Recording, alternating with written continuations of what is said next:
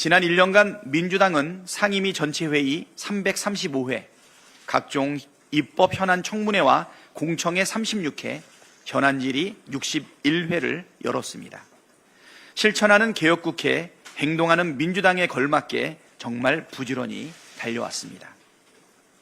지난해 국정감사는 김건희의 국정농단과 명태균 게이트를 만천하에 폭로하는 시간이었습니다.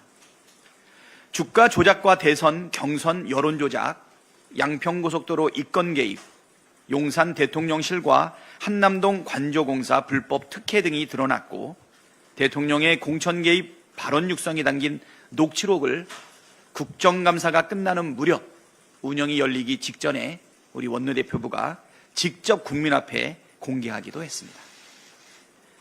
국민의 규탄 목소리가 날마다 커지는데도 윤석열 대통령은 협치는커녕 일방적인 폭주를 이어갔습니다.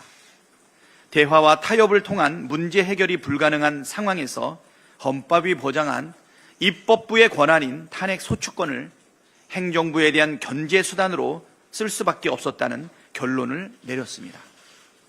언론 자유를 탄압하고 위법한 방통위 운영을 일삼은 이동관, 김홍일, 이상인, 이진숙 등 방통위원장 4인에 대한 탄핵을 진행했고, 위법한 수사와 정치적 중립 의무를 위반한 검사 탄핵도 단행했습니다.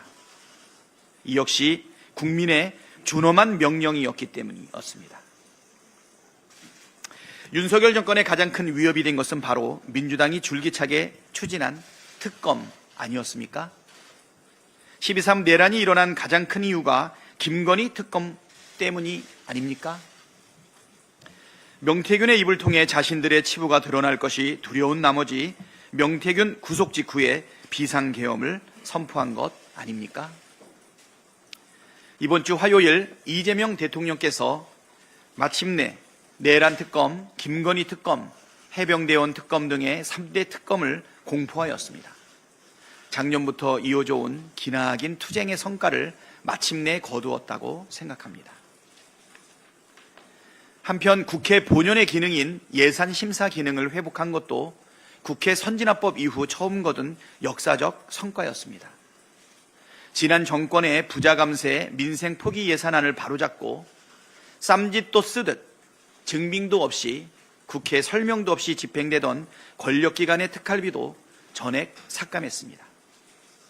아마 당대표, 원내대표, 예결위원장, 예결위 간사 등 의원들의 지역구 예산 증액을 완전히 포기하고 기한 내에 예결위 심의를 마쳤던 유일한 사례가 아니었나 이렇게 생각합니다. 세법도 예산안도 국회법 범위 안에서 처음으로 의결한 순간이었습니다. 하지만 지난 1년 누가 뭐래도 가장 기억에 남는 일은 당연히 국민과 함께 국민의 명령을 받들어 대한민국을 지켜내고 정권 교체를 이룬 것입니다. 그래서 누가 제 원내대표 임기 1년을 한마디로 표현하라고 한다면 위대한 국민과 함께한 고난의 대장정, 아니 영광의 대장정이라고 말하고 싶습니다. 2024년 12월 3일 밤 윤석열의 비상계엄 선포, 국회 담장을 넘어온 190명 의원의 전원 찬성을 통한 계엄 해제, 12월 7일 윤석열 탄핵 소추안 1차 표결, 108명의 국힘당 의원의 이름을 국민과 함께 한 명 한 명 호소했지만 투표 불성립이 이루어졌고, 12월 14일차 2차 표결에서는 재석 300명 중 204명의 찬성으로 탄핵안이 가결되었습니다. 12월 14일은 100만 명이 넘는 200만 명에 달하고 있는 시민들이 국회를 압박하고 여의도로 진군했던 그 순간은 지금도 감격적입니다. 모든 권력은 국민에게 있다는 것을 분명하게 보여주었던 12월 14일이었고 지금 생각해도 기적이라고 생각이 됩니다. 그리고 2025년 1월 15일 내란 사태 43일 만에 내란 속에 윤석열이 체포되었습니다. 한남동 눈밭에서 키세스 특공대, 여러분 기억나실 겁니다. 그러나 3월 8일에는 체포 52일 만에 윤석열의 탈옥이 있었습니다. 이후 국회와 광화문 광장을 12일간 100km가 넘는 도보 행진으로 오가며 파면을 촉구하며 비상행동을 한 달 내내 이어왔습니다.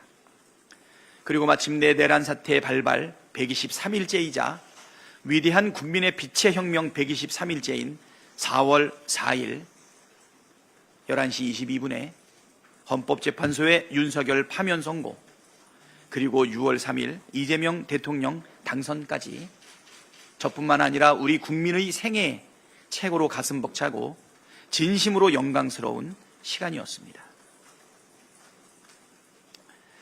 제 곁에는 언제나 주권자 국민 여러분이 계셨기에 국민만 믿고 끝까지 달려올 수 있었습니다.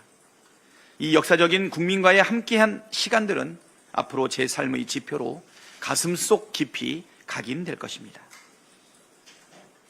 그런데 지금 돌이켜보면 윤석열의 파면은 필연이 아니었나 이런 생각이 듭니다. 제가 작년 8월 취임 100일 기자 간담회였는데요. 당시 방송사법을 포함해 벌써 19번째 거부권이 행사되던 때였습니다. 그때 제가 이렇게 경고했습니다. 국회가 의결한 법안을 계속 거부하는 것은 국회의 입법권과 헌법의 삼권분립 정신을 정면으로 부정하는 독재 선언이다. 대통령이 계속 국회와 국민을 무시한다면 파국을 맞을 수밖에 없다. 그런데 이 경고가 불과 몇 달 뒤에 현실이 되었습니다. 윤석열 파면의 원인은 너무나 명확합니다.